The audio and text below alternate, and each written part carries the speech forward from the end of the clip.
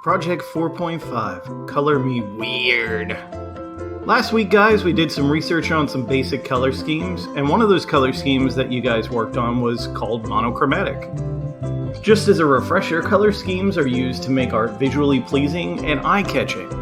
They're excellent for making your art stand out where it normally wouldn't. This week, we're going to apply that theory to your own artwork. You're going to take the monochromatic color scheme, come up with your own composition and your own art, and apply it to that, and we'll see the effect. So, the first step of this process is you need to find some kind of interesting subject matter, something you enjoy drawing, because you're going to spend a little bit of time this week drawing it. Step 2, on an 8.5 by 11 sheet of paper, you're going to sketch this subject matter out until you find a position that you like, and you'll move on to step 3.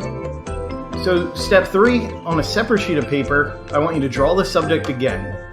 This time using that colored pencil that you've chosen for your monochromatic color scheme, and you're going to color the entire piece monochromatically.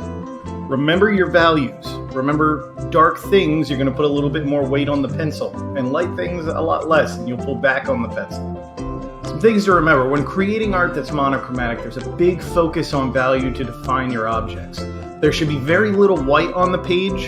You want to cover the entire page with that color and start bringing the objects out using your values. So when your work is complete, it should look similar to this. If you have other forms of media except marker, you don't want to use marker for this, like paint or even some crayon will work. That'll work. You're more than welcome to use that, but white is only used for the highlights. You can see in this piece that white is used very little and is only there to highlight where the light is bouncing off of those objects. So, some things to remember. Your art should take an entire 8.5 by 11 sheet of paper. Use value in that one color to define the objects in your art. Your subject matter can be of anything school appropriate, and the color scheme is monochromatic. While you still have the freedom of subject matter, I expect a level of detail that is at the high school art student level. So try it out. Remember that the color you choose affects the mood of your work. So choose wisely. Me Lego!